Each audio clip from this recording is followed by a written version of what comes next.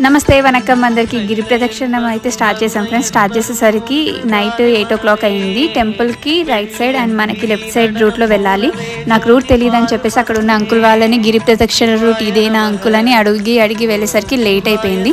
నేను గిరి ప్రదక్షిణ కంప్లీట్ చేసేసరికి 10:30 అయింది ఫ్రెండ్స్. 14 kilometers అనమాట గిరి ప్రదక్షిణలో రూట్. అందులో మనకి 8 లింగాస్ మనకి దర్శనం ఇస్తాయి.